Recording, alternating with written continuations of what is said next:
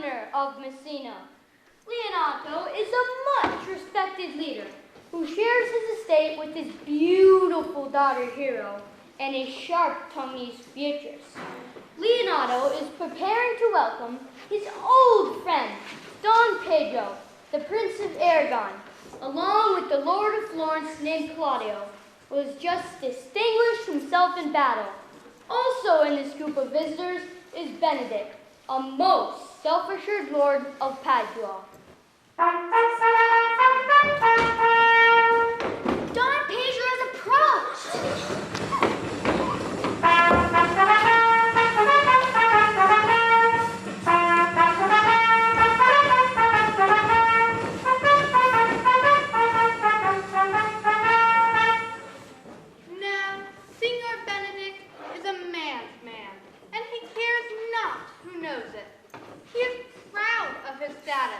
As a bachelor, and has vowed never to marry.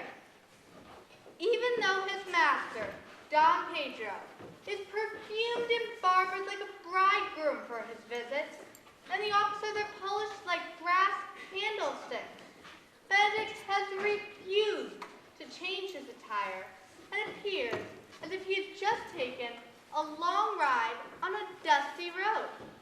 He also comes well prepared to exchange insults with Beatrice, as he has done many times in the past.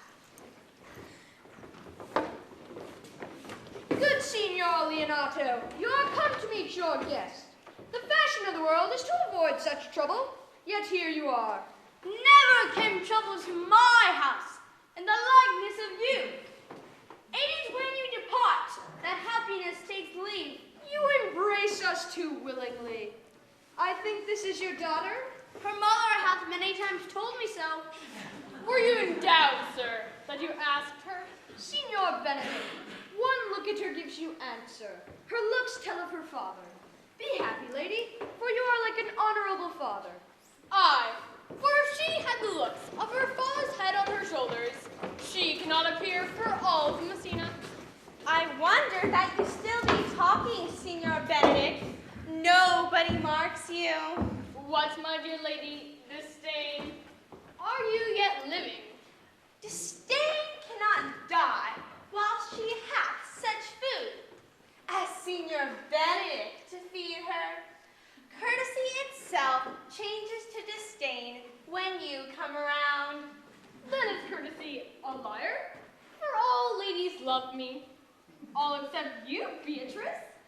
I could love many, and I wish I had not such a hard heart. There is none I truly love. Ah, what a dear happiness this is to women. They would else be troubled with your advances.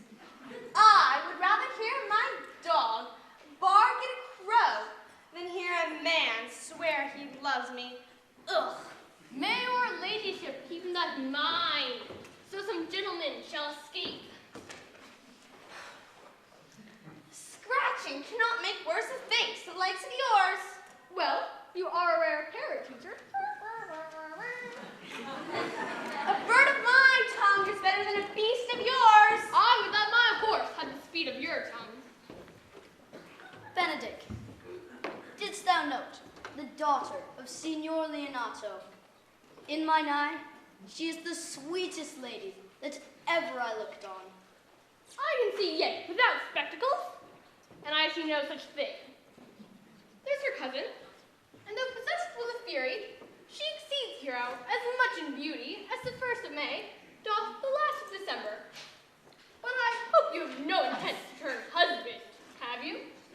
I would scarce trust myself, though I had sworn not to, if Hero would be my wife. Has it come to this? In faith, does the world not have one man who will save himself for marriage? Will I never see a bachelor of 30 again? Why are they so eager to thrust themselves into bondage? What has held you here that you follow not? He is in love, with Hero, Leonato's daughter. But what of you, Benedict? I think I shall see thee, ere I die, look pale with love.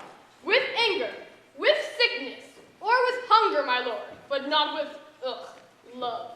Well, if ever thou dost fall. If I do, hang me in a bottle and shoot at me.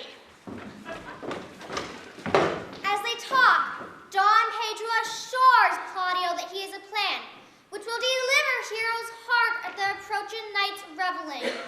He will woo Hero in Claudio's name, telling her of Claudio's love for her, and arranging for wedding preparations with Leonato. But even as Claudio's heart overflows with love, trouble is brewing in the form of Don Pedro's black-hearted brother, Don John. This grim-faced, miserable man is always looking for a way to cause mischief to his brother, whom he hates. He's about to hear some interesting news from his followers, Borachio and Conrad.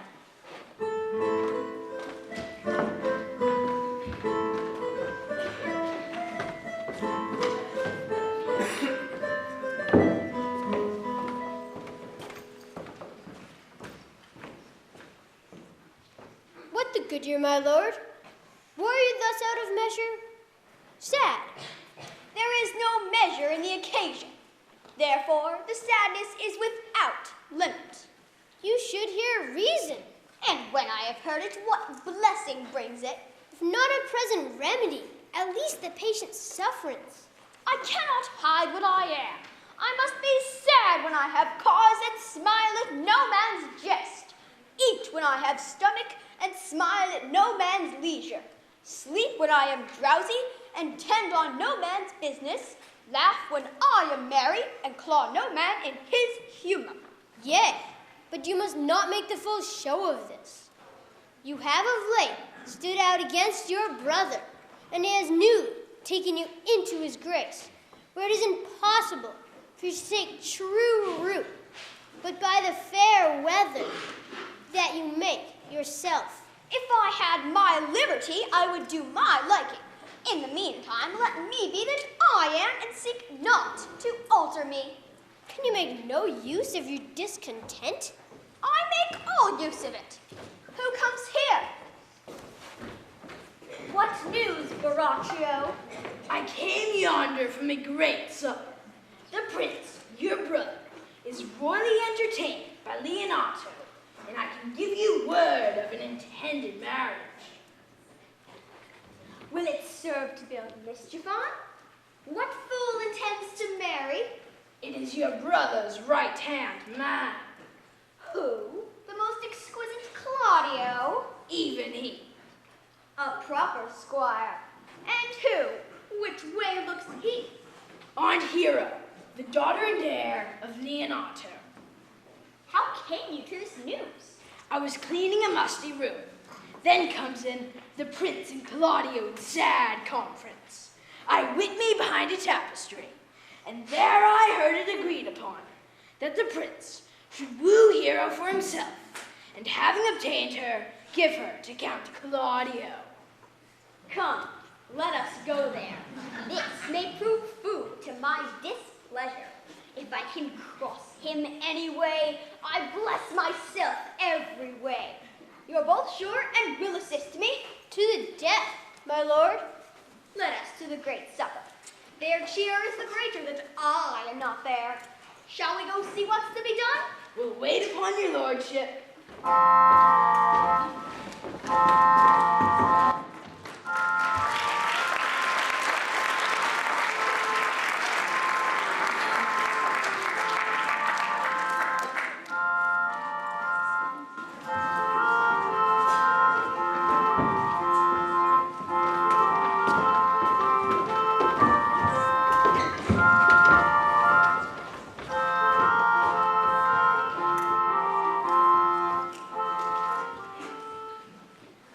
Greetings! I am William Shakespeare. Welcome to my show. What? You're all children? I have standards, you know. Will, don't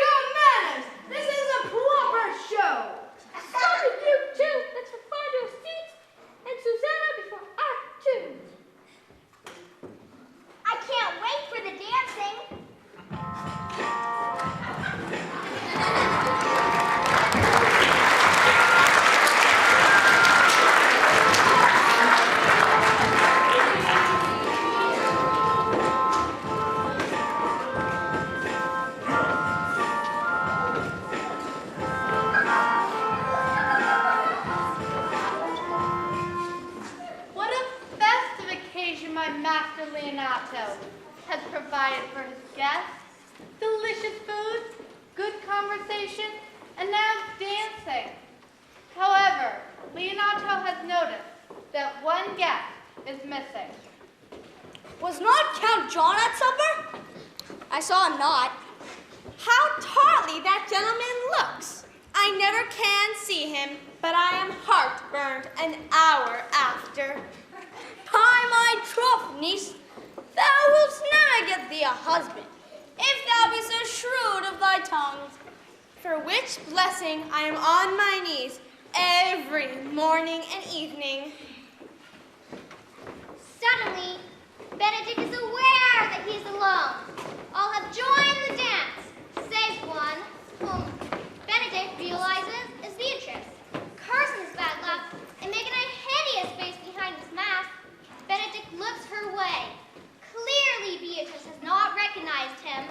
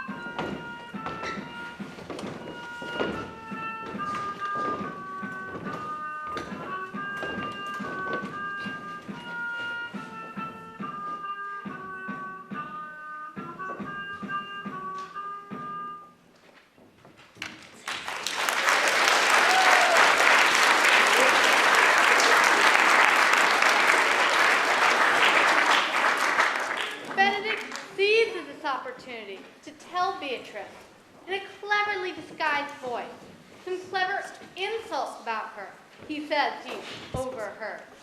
However, he refuses to say who made these barbed comments.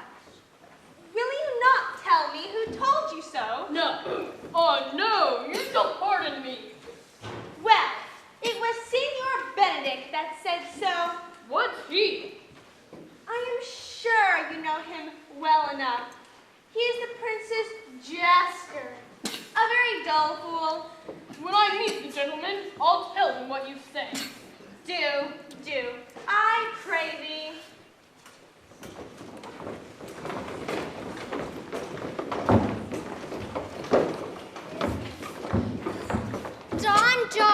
his conspirators began their plan to upset the happiness of Claudio, and by doing so to cause Don Pedro's grief. Watch as they plant the first seed of distrust. Sir, my brother is amorous on Hero and hath withdrawn her father to break with him about it. And that is Claudio. I know him by his bearing.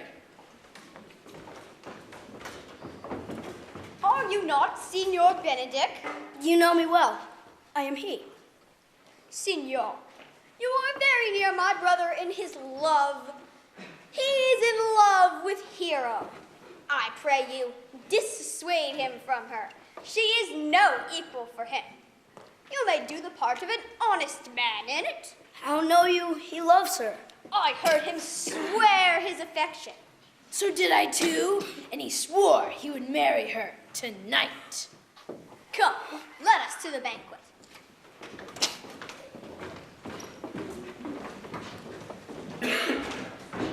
Thus answer I, in name of Benedict. But hear these ill news with the ears of Claudio.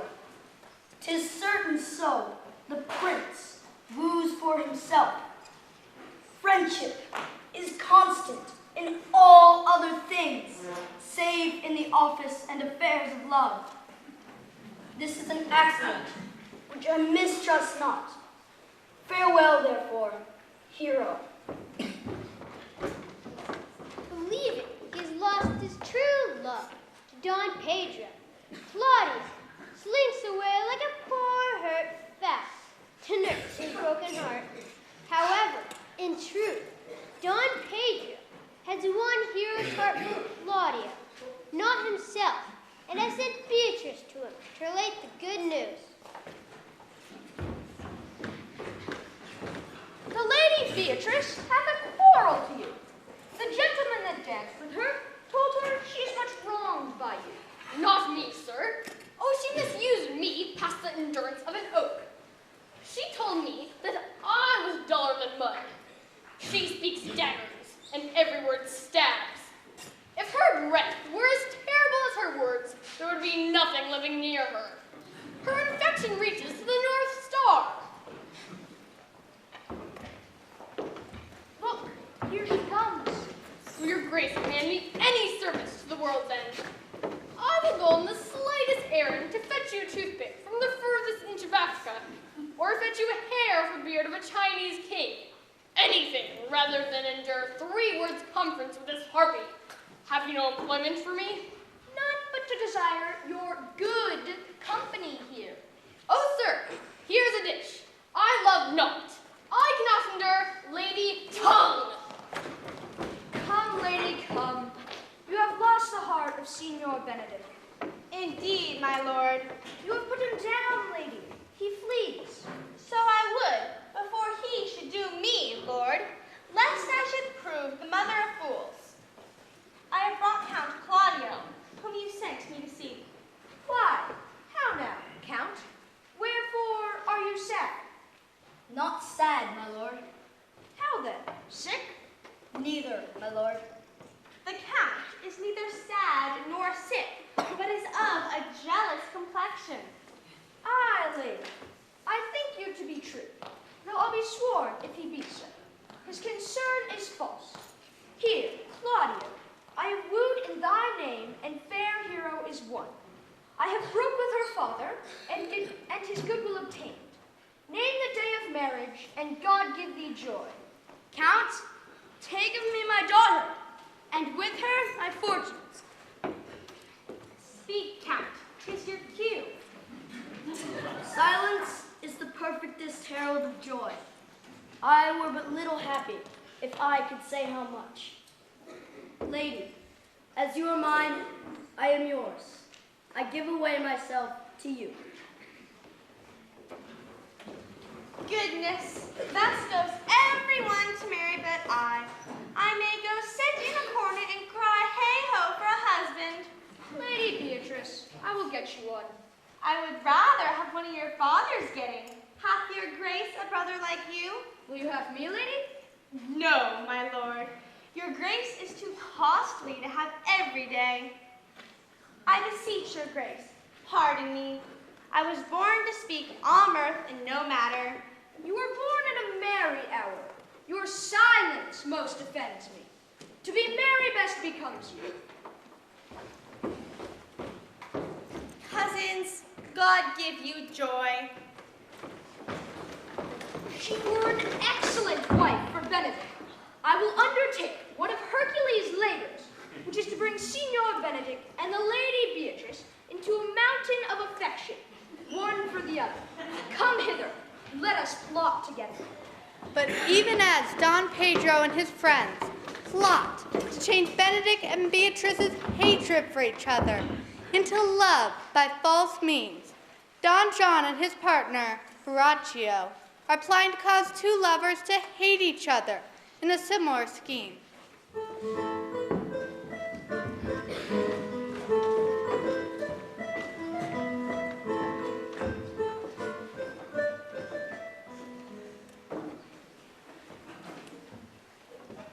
It is so. The Count Claudio shall marry the daughter of Leonato. Yea, my lord, but I can cross it. Any bar, any cross will be medicine to me. I am sick with displeasure from him. Tell me, how canst thou cross this marriage? Not honestly, my lord, but so covertly, that no dishonesty shall appear in me. Show me briefly how. Go to the prince, your brother. Tell him that he has wronged his honor in marrying the renowned Claudio to one who is without virtue as hero. But what proof shall I make of that? Proof enough to fool the prince, to vex Claudio, to undo hero, and kill Leonato. Look you for anything else? At the prospect of such widespread misery, Don John's gloomy face brightens into a smile, and he listens keenly as his companion continues. It so happens that Borachio has worked his way into the affections of Margaret, the lady Hero's waiting gentlewoman. He has planned to use Margaret dressed as Hero to deceive Claudio and ruin the wedding plans. I can at any instant of the night appoint her to look out with me at Our Lady's window. But what life is in that? To be the death of this marriage? The poison of that lies in you to decide. Go get Don Pedro and Claudio alone. Tell him that Hero loves me. They will scarcely believe this without proof. Offer them this, to see me kiss her at her window and hear me call Margaret Hero. Bring them the very night before the wedding. For in the meantime, I will fix it so that Hero will be absent. Thus shall appear such seeming truth of Hero's disloyalty, that jealousy shall be called, and all the wedding preparations overthrown. As he listens, Don John becomes happier and happier. His cup is full to overflowing as he foresees the ruin of his enemy's happiness. Meanwhile, Don Pedro, Claudio, and Leonato decide to play a trick on Benedict and Beatrice. What folly do they have in mind?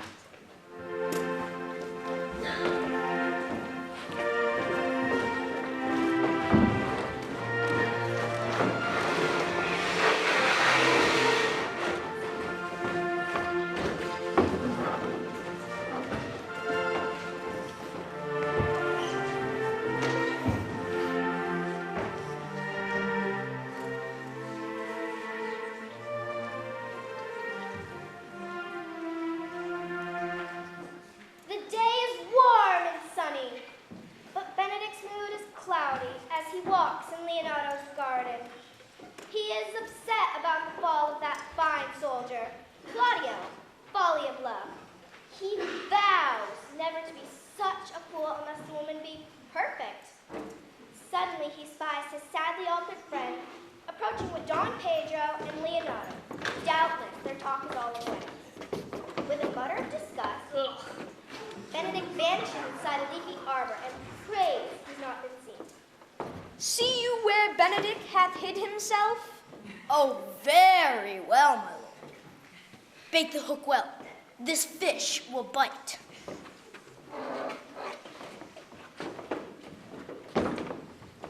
Leonato, what was it you told me of today? That your niece Beatrice was in love with Signor Benedict? I did never think that lady would have loved any man. Maybe she doth, but counterfeit. Counterfeit? There was never a counterfeit of passion. Came so near the life of passion as she discovers it. You amaze me. I would have thought her spirit had been invincible against all assaults of affection. Hath she made her affection known to Benedict? No, and swears she never will. That's her torment. 'Tis true indeed, so your daughter says. Shall I, says she, that have so oft encountered him with scorn, write to him that I love him?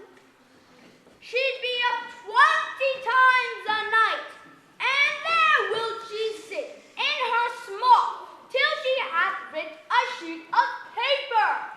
My daughter tells us all. Then down upon her knees she falls, weeps, sobs, beats her heart, tears her hair, prays, curses. Oh, sweet Benedict, give me patience. It were good that Benedict knew of it by some other, if she will not tell it. To what end? He would make but a joke of it, and torment the poor lady worse. Shall we go seek Benedict and tell him of her love? Never tell him, my lord.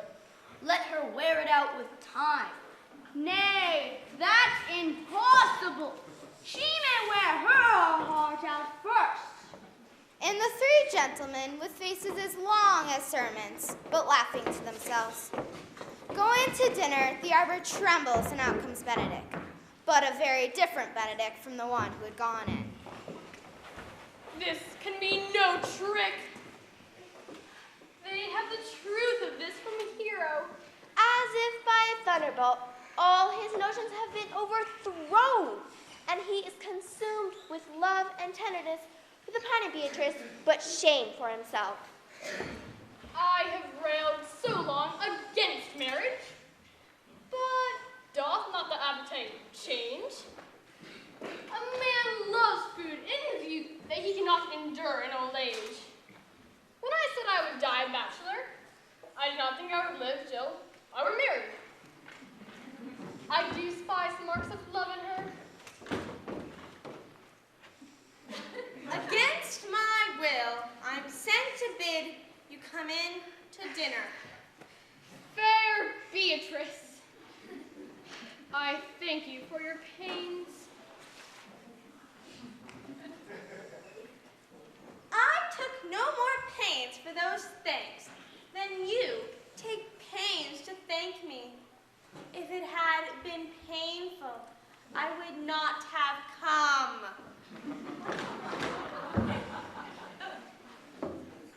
Ha!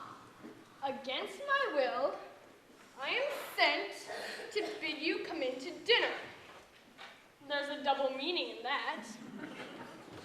I took no more pains for those thanks than you took pains to thank me. That's as much as to say, any pains that I take for you are as easy as thanks. If I do not take pity of her, I'm a villain.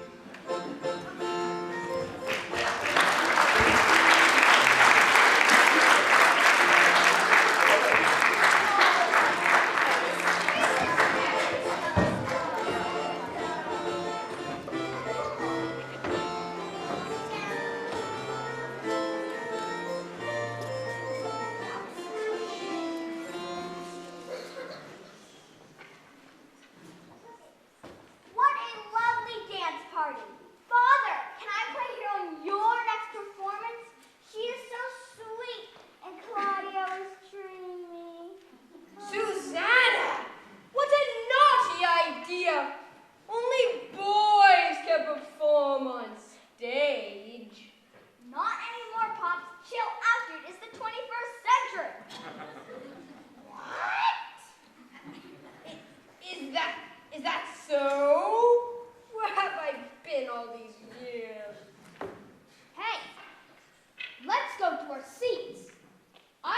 witness the sword battle.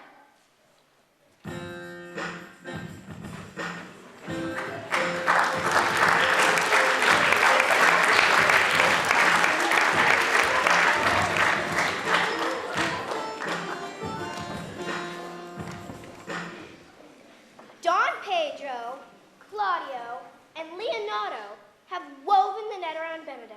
Now it is time for Hero to do the same to Beatrice. She enlists the help of her two attendants, Margaret and Ursula.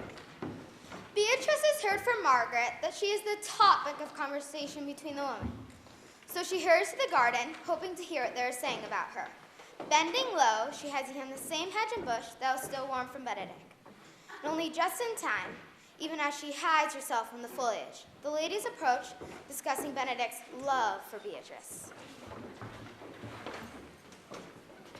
I have heard it said that Benedict is in love with Our Lady Beatrice. But are you sure? So says the prince and my new betrothed lord. And did they bid you tell her of it, madam? Yes, but I thought never of letting Beatrice know of it. Why did you so? Doth not the gentleman deserve the truth? I know he doth deserve as much as may be yielded to a man. No, I will not tell her.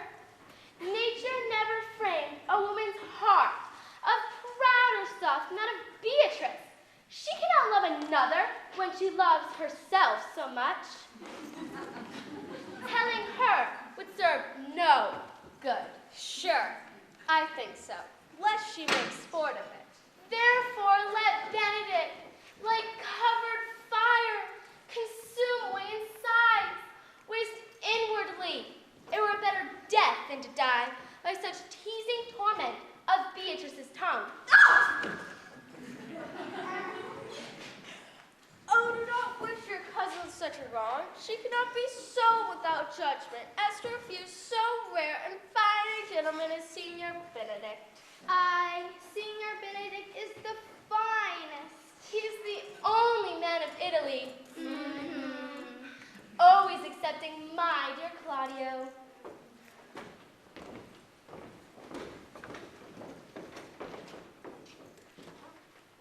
What fire is in mine ears?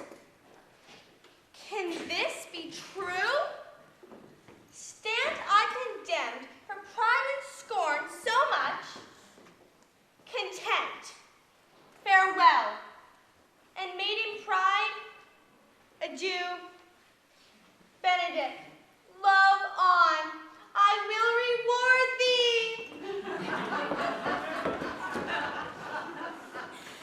We've caught her, madam. Woo! If it proves so, then loving goes by halves. Some Cupid kills with arrows, some with traps.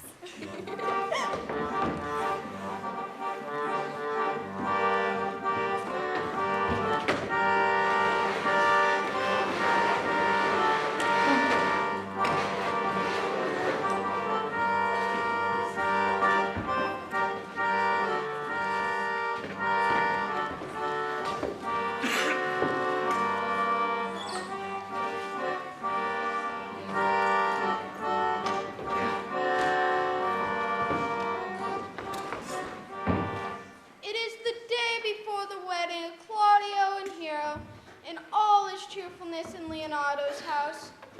Benedict is a changed man. He has cleaned himself, gone to the barber's, and covered himself in perfume. Gone is his warlike leather. It is as if an angel, not a man, gazed out from that smooth young face with a lover's melancholy. Gollins, I am not as I have been. Methinks you are sadder. I hope he be in love. If he be sad, he wants money. I have the toothache of love, yet there is no charm for this ache. Oh, Signor, walk aside with me.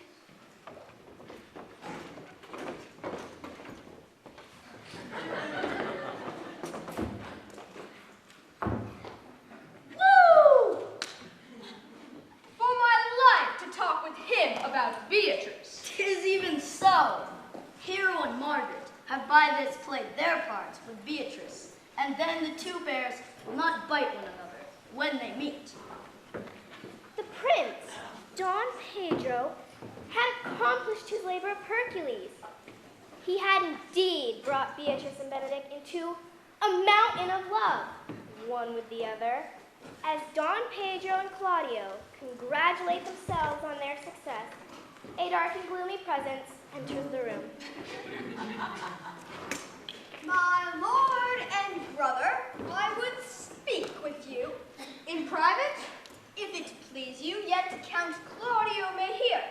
For what I would speak of concerns him. What is the matter? Means your lordship to be married tomorrow? You know he does. I know not that, when he knows what I know. If there be any impediment, I pray you tell it. I came hither to tell you, the lady is disloyal. Who? My hero? Leonato's hero, your hero, every man's hero. Disloyal? The word is too good to paint out her wickedness. Go with me tonight. You shall see her with another, even the night before her wedding day. May this be so? I will not think it. If you will follow me, I will show you now. If I see anything tonight, I will not marry her tomorrow. There will I shame her. I will join thee to disgrace her. I'll disparage her no further. Let the issue show itself. Claudio and Don Pedro are suddenly filled with uncertainty. Don Pedro's plots have ended. Don John's are just beginning.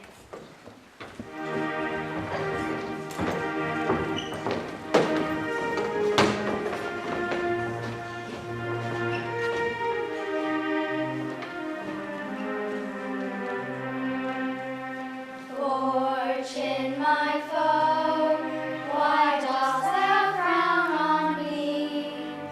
And will thy favors never greater be?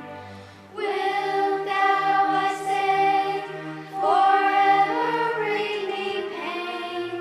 And wilt thou not restore my joys again?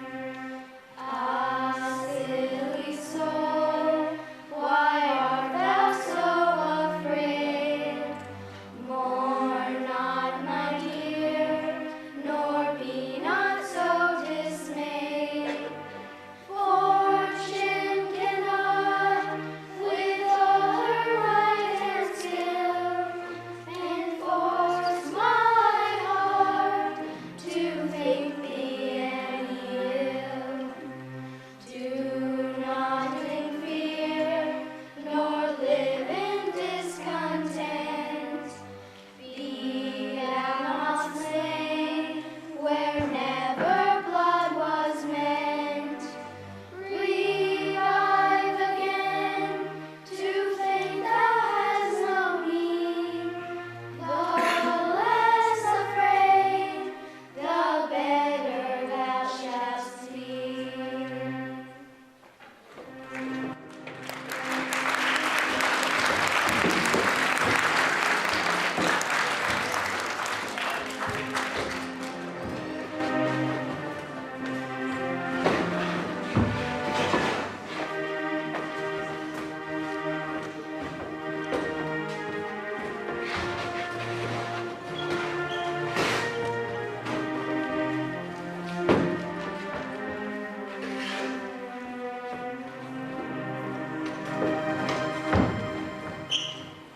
While Messina sleeps, its lives and property are in the capable hands of its constable, Dogberry.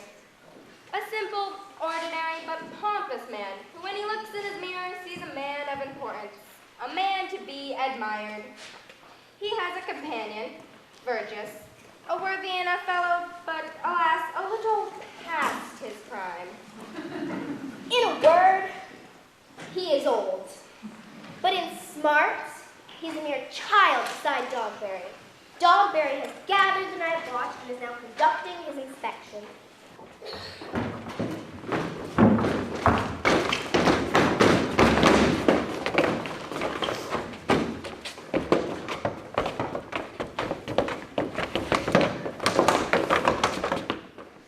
Are you good men and true?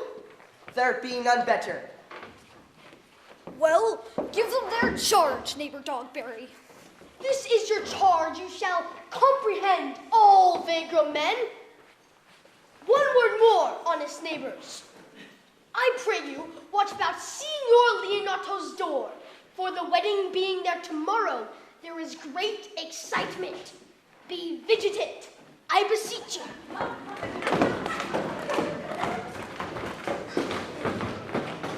Well, masters, we hear our charge. Let us go sit there upon the bench till 2. Then,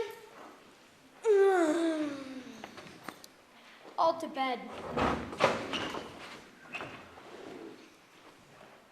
What? Conrad? Pete, stir not. Conrad, I say! Here, man, I am at thy elbow. Mass, am I elbow itched? I thought there a scab would follow. Baraccio has been celebrating. It seems that his master, Don John, had bestowed a small fortune upon him, and most of the money still jingles in his pockets. Conrad is mighty curious to discover the reason for Baraccio's sudden wealth. A dozen times Baraccio has begun to explain, but each time his drunken tongue, like his drunken feet, have wandered away. Now forward with thy tale. Stand thee close, then endure the sieve. For it drizzles rain, and I would like a true drunkard utter all to thee. Some treason masters, yet stay close. I have tonight wooed Margaret, the lady hero's gentlewoman, and called her by hero's name. She leads me at her lady's window and bids me 1,000 times good night.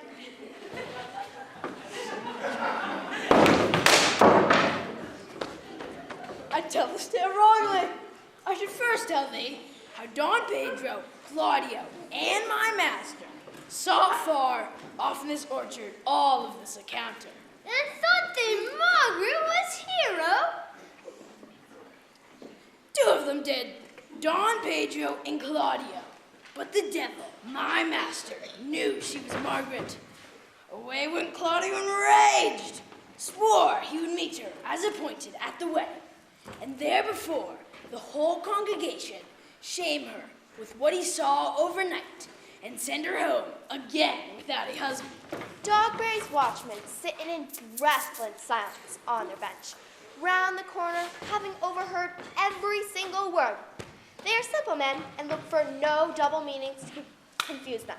They understand plain villainy when they hear it, and they recognize the pair of villains when they see them, and they know just what to do with them.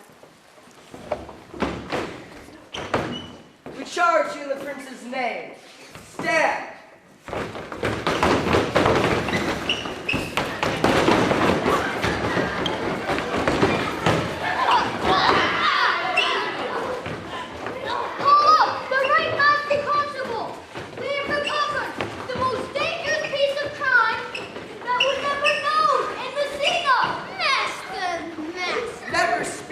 Charge you. Let us obey you to go with us.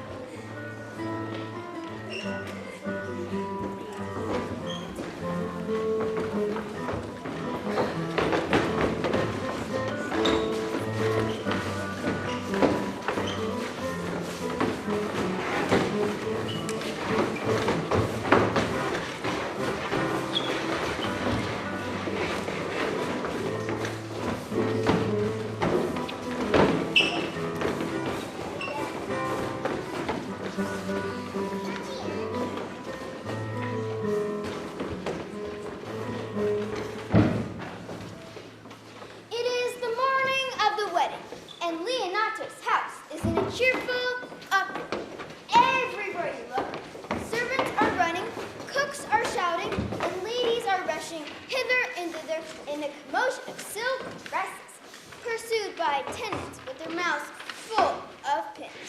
In the middle of it all, Leonato is trying to bring everything to a happy conclusion. The last thing he needs is 2 idiots from town come to chatter in his ear. But here they are in the presence of that pompous fool, Dogberry, and his dim-witted companion, Burgess. What would you have with me, honest neighbors? Marry, sir, I would have some confidence that discerns you nearly. Be brief. I pray. For you see, it is a busy time with me. Yes, it is, sir. Yes, in truth, it is, sir. What is it, my dear friends? Good man Burgess, sir, speaks a little off the matter. An old man, and his wits are not so blunt as I desire they were. But, in faith, he is honest as the skin between his brows. Yes, I am as honest as any man living, but as an old man, and no honester than I. Your comparisons are odorous, neighbor Burgess. Neighbors, what's he? I would give much to know what you have to say. Sir, our watch tonight has taken a cold. Vile babes as any in the sea. An old man, sir, and he will still be talking as they say, when the age is in, the wit is out. An honest man as ever broke bread, but as God gives gifts, all men are not, good neighbor, alas, alike. Indeed, he comes too short of you. Yea, when 2 men ride a horse, one must ride behind. I must leave you. One word, sir. Our watch has indeed comprehended 2 auspicious persons, and we would have them this morning examined before your worship. Take the examination yourself and bring it to me, for I am now in great haste. Surely you must see. It pains me and takes great patience, but we shall proceed on our own. My thanks to you. Drink some wine. There you go. Very well. We are now to examination these men. Get the learned writer to set down our excommunication and meet me at the jail. Leonato marvels that even Dogberry should be so thick-witted as to trouble him on the morning of his daughter's wedding with a tale of 2 villains in the night. How could their examination matter to him at such a time, with his daughter's wedding to attend to?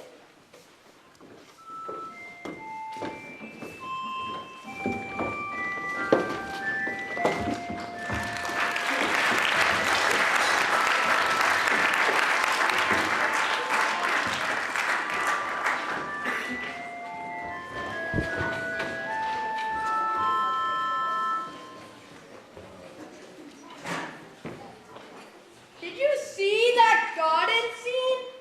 Wasn't that clever trick played on Beatrice? Well, I am shocked with the dishonesty in this play. I hope you never try anything like that on me. My dearest, I would never try anything like that on you. I want to be Don John and foil the wedding. Is this the wedding scene? Hamnet, mind your manners. Have patience and you will see.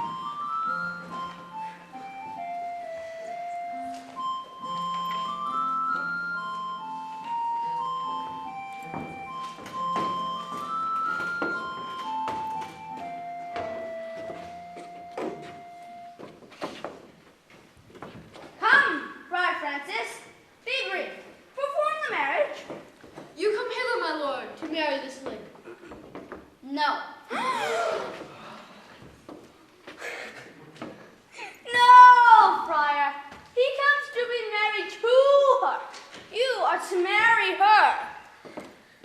Hero, come you hither to marry? I do. If either of you know any reason why you should not be wed, I charge you on your souls to utter it. Know you any, hero? None, my lord. Know you any, Count? I dare make his answer. None. Father, will you, with free soul, give me this maid, your daughter? As freely, son, as God did give her to me. There, Leonato! Take her back again. Give not this rotten orange to me. Her blush is not of modesty, but guilt. What do you mean, my lord? Not to be married, not to knit my soul to the like of such a woman. Is my lord well? Can you all speak so? Are these things spoken, or do I dream? Sir, they are spoken, and these things are true. What man was it talked with you yesternight out at your window betwixt 12 and 1? I talk with no man at that hour, my lord. Upon mine honor, myself, my brother, and this grieved count did see Hero and hear her at that hour last night, and she did talk with a ruffian at her chamber window, who hath confessed the vile encounters they have had 1,000 times in secret. Oh, defend me! I am beset.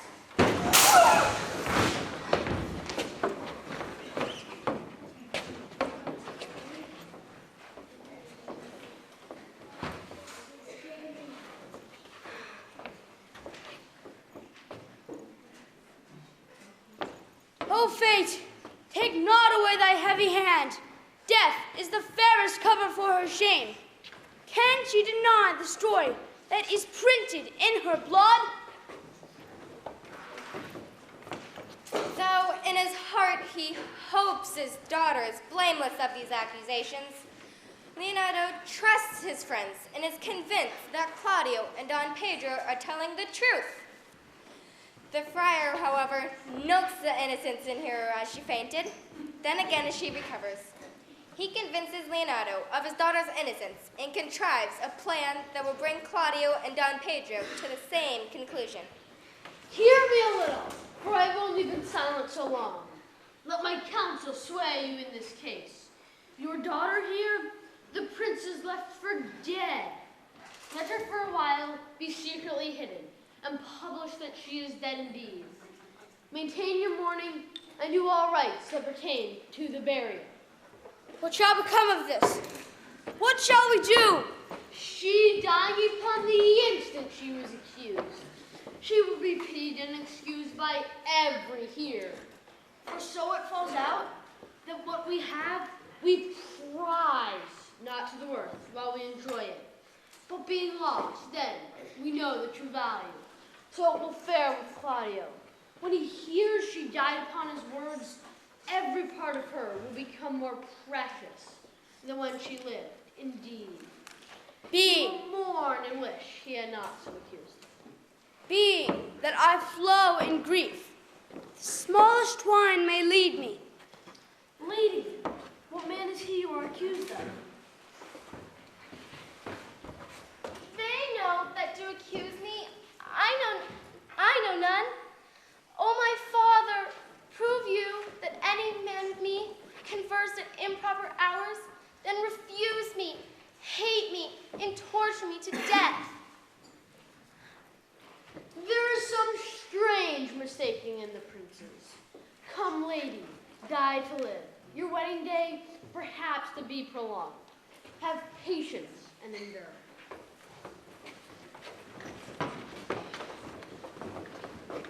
Surely, I do believe your fair cousin is wrong. How much might the man deserve of me that would right her? Is there any way to show such friendship? I do love nothing in the world so well as you. Is not that strange? You have stayed me in a happy hour, for I was about to protest that I loved you. And do it with all my heart. Come, bid me do anything for thee. Kill Claudio. Ha! Not for the wide world.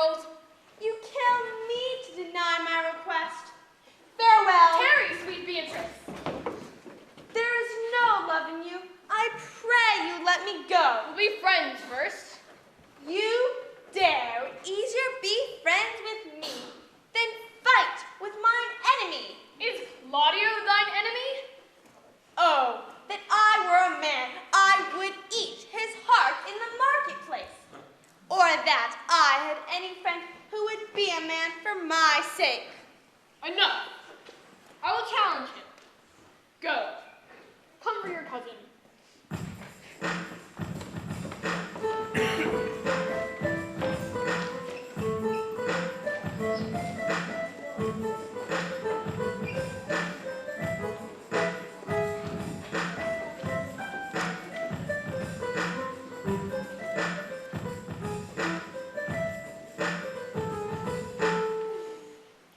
The word of Hero's death has spread rapidly.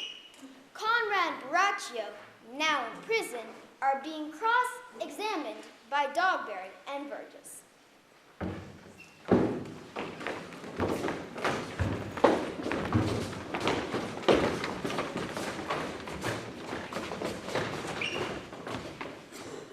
Is our whole dissembly appeared?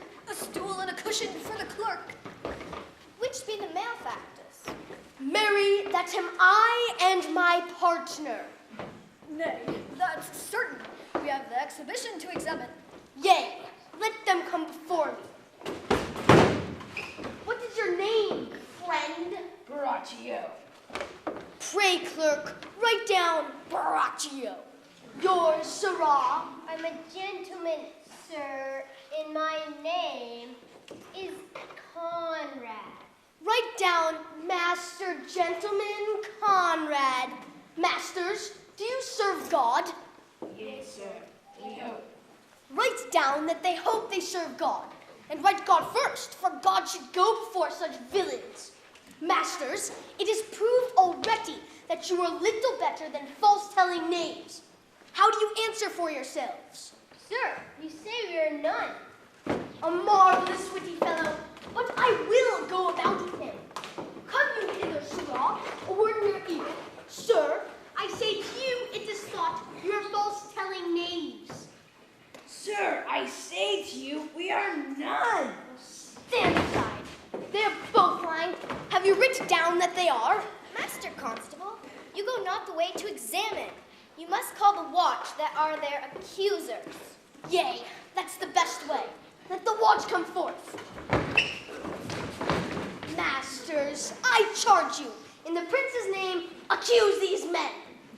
This man said, sir, that Don John, the prince's brother, was a villain. Write down Prince John a villain. Why? This is flat perjury to call a prince's brother villain. Master Constable. Pray thee, fellow, peace. I do not like thy look, I promise thee. What else have you heard him say? That he'd received 1,000 ducats of silver from Don John for accusing Lady Hero wrongfully. Flat burglary as ever was committed. Yea, by the mass that it is. What else, fellow? That Count Claudio did mean, by his words, to disgrace Hero before the whole assembly and not marry her. O villain, thou wilt be ever condemned into everlasting redemption for this. What else? This is all. Yet here is more, villains, than you can deny. Prince John this morning secretly stole away. Hero in this manner accused, and upon grief of this, suddenly died. Master Constable, let these men be bound and brought to Leonato's. I will go there before and show him their examination. Come, let them be bound. Ah, Constable, find them, thou naughty varlet. Away, you mewing dewberry. Bring them away. Oh, that I will writ down a mewling dewberry. Find them.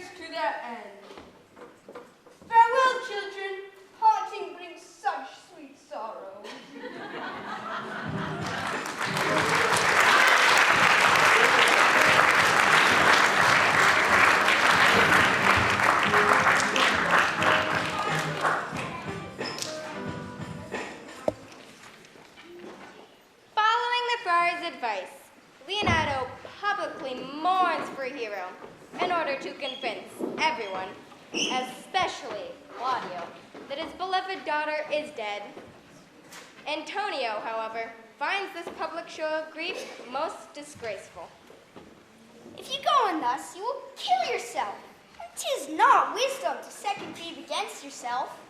I pray thee, cease thy counsel, which falls into mine ears unheard. Men can counsel and speak comfort to that grief which they themselves do not feel. Therefore, give me no counsel. Take not all the harm upon yourself. Make those that do offend you suffer too. We have some haste, Leonato. Some haste, my lord? Well, fare you well. Are you now so hasty that all is one? Nay, don't quarrel with us, good old man. If he could write himself a quarrel, some of us would lie low. Who wrongs him? Thou dost wrong me, thou destroyer! Nay, never lay thy hand upon thy sword. I fear thee not. Thou hast wronged mine innocent child and me, that I am forced to lay my reverence by and challenge thee to a trial of the sword. Thou hast killed mine innocent child. Thou kills me, boy, thou shalt kill a man. Away, I will not duel with thee. Brother, I loved my niece, and she is dead. Slain to death by villains, boys, apes, that lie, flout, and slander. Gentlemen, both, my heart is sorry for your daughter's death, but on mine honor, she was charged with nothing but what was true and very full of proof.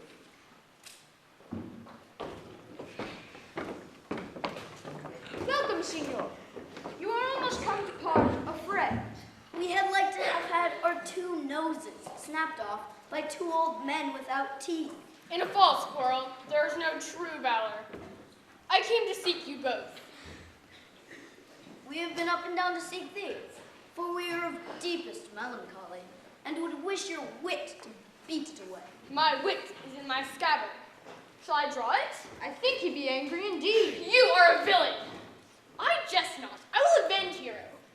Choose how you dare, with what you dare, and when you dare. Do me right, or I will proclaim your cowardice. You have killed a sweet lady, and her death shall fall heavy on you. Let me hear from you, my lord. For your many courtesies, I thank you.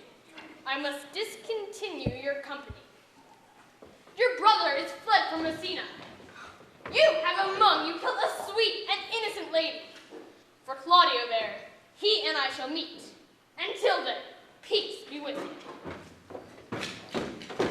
He is in earnest. In most profound earnest, and I think acting for the love of Beatrice. Come you, sirs. If justice cannot punish you, she shall never have more raisins in her balance. How now? Two of my brothers men bound? Baraccio one? Hearken after their offense, my lord. Officers, what offense have these men done? Marry, sir, they have committed false report. Moreover, they have spoken untruths. Secondarily, they are slanders. Sixth and lastly, they have belied a lady. Thirdly, they have verified unjust things. And to conclude, they are lying knaves. This learned constable is too smart to be understood. What's your offense? Sweet prince, let me go. No further to mine answer.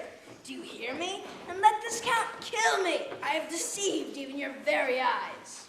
Baraccio confesses Don John's wicked plot, his own guilty part in it, and relates how he tricked the innocent Margaret into becoming his accomplice. As they listen, Don Pedro and Claudio begin to tremble and grow pale as death. What had they done? Between them all, they had killed the blameless hero. Runs not this speech like iron through your blood? I have drunk poison, whilst he uttered it. But did my brother set thee onto this? Yea, and paid me richly for the practice of it. He is composed and framed of treachery, and fled he is upon this villainy. Sweet hero, I now remember her image in the rare innocence I loved first. Come, bring away the prisoners. By this time our clerk hath informed Signor Leonato of the matter. Here comes Master Signor Leonato, and the clerk too.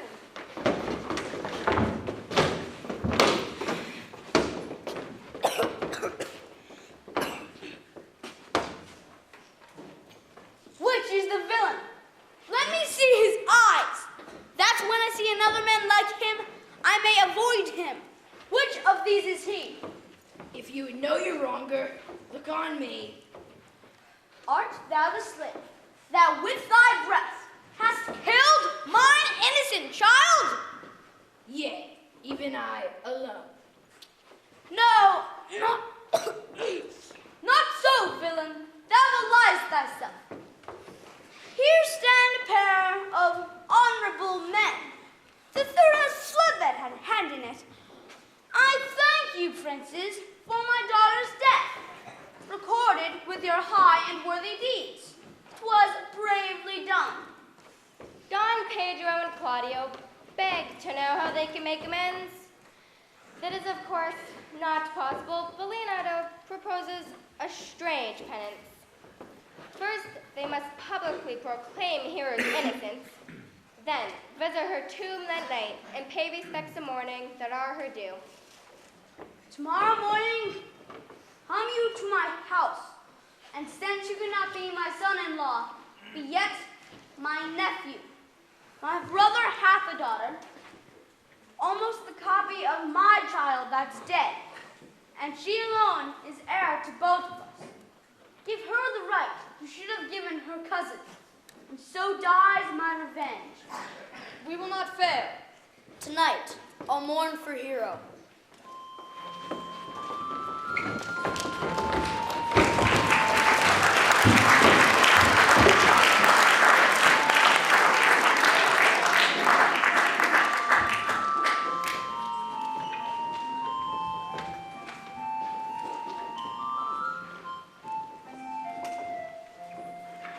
Pray thee, sweet Margaret, let me speak to Beatrice. Will you then write me a sonnet and praise of my beauty? In so high a style, Margaret, for in truth thou deserve it. Well, then I will call Beatrice to you.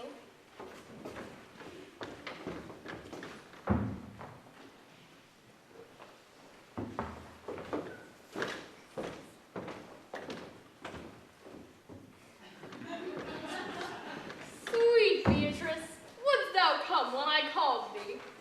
Yea, Signor, and depart when you bid me. Oh, stay but till then.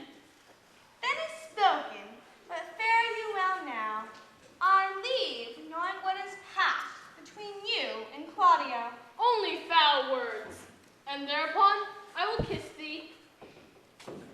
Foul words is but foul wind, and foul wind is but foul breath, and foul breath is bothersome. Therefore, I will depart unkissed. Thy wit is indeed forcible. I pray thee, now tell me, for which of my bad parts didst thou first fall in love with me? For all of them together, which allow no good parts to intermingle with them. But for which of my good parts did you first suffer love for me? Suffer love, a good saying. I do suffer love indeed, for I love thee against my will. In spite of your heart, I think. Thou and I are too wise to woo peacefully. It appears not in this confession. So much for praising myself, who, I myself will bear witness, is praiseworthy. And now tell me, how is your cousin? Very ill. And how are you? Very ill too. Then love me and mend. I will leave you, for here comes one in haste. Madam, you must come to your uncle. It is proven my lady hero has been falsely accused. The prince and Claudio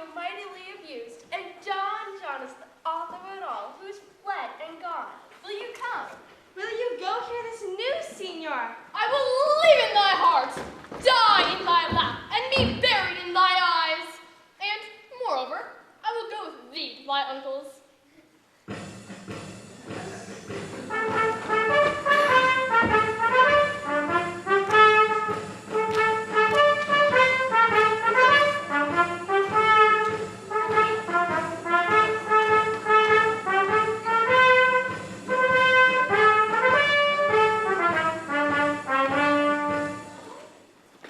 After spending the night weeping at Hero's tomb, Claudia prepares to wed her cousin as he had promised.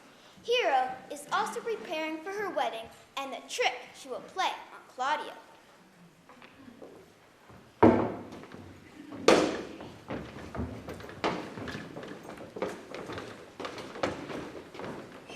Did I not tell you she was innocent?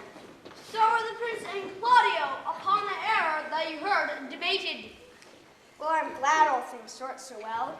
And so am I, being else by faith enforced to call young Claudio to a reckoning for it. Well, daughter, and you gentlewomen all, withdraw into a chamber by yourselves. And when I send for you, come hither masked. Know your office, brother. You must be father to your brother's daughter and give her to young Claudio. Friar, I must entreat your aids, I think. To do what, senor? To bind me or to undo me. One of them. Signor Leonato, truth it is, good signor, your niece regards me with an eye of favor. What is your will? My will is your good will, may stand with ours. This day be conjoined in the state of honorable marriage, in which, good friar, I shall desire your help. My heart is with your liking. And my help. Here comes the prince and Claudio.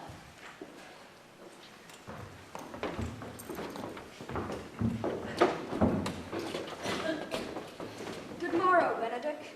Why, what's the matter that you have such a February face, so full of frost, storm, and cloudiness? Which is the lady I must seize upon? This same is she, and I do give you her. Why then, she's mine.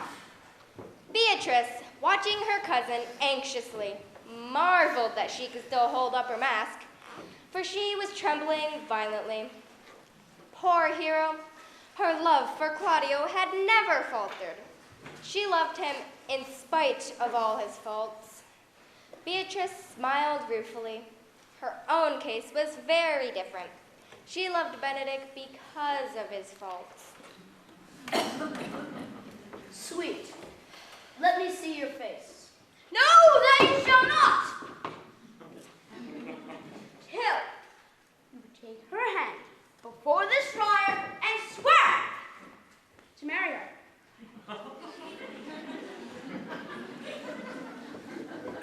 Give me your hand. Before this holy friar, I am your husband, if you like of me. And when I lived, I was your other wife. And when you loved, you were my other husband. Another hero. The former hero, the hero that is dead. She died, my lord, but while her slander lived. All this amazement I can explain when the holy rites are ended. Soft and fair friar, which is Beatrice. I answer to that name. What is your will? Do not you love me? Why, no. No more than reason. Why then? Your uncle and the prince and Claudio have been deceived. They swore you did. Do not you love me? Troth, no. No more than reason. Why then, my cousin, Margaret and Ursula are much deceived, for they did swear you did. They swore you were almost sick for me. They swore you were well nigh dead for me. 'Tis no such matter. Then you do not love me? No, truly, but in friendly recompense. Come, cousin, for I am sure you love the gentleman. all be sworn that he loves her. Here's a paper, written in his hand, a halting poem of his own pure brain, written to Beatrice. And here's another, written in Beatrice's hand, stolen from her pocket, containing her affection onto Benedict.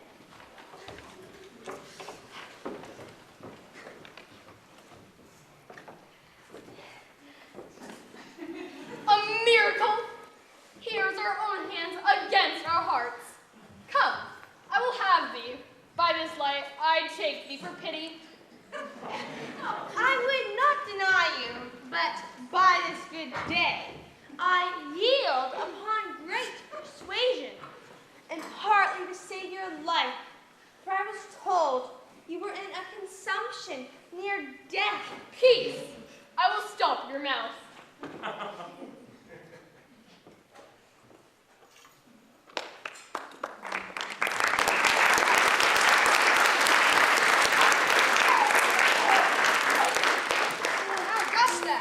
Benedict, the married man. I'll tell thee what, Prince.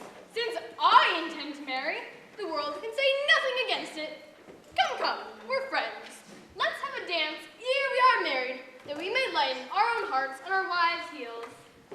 We'll have dancing afterwards. First with my word. Therefore, play music. Prince, thou art sad. Get thee a wife.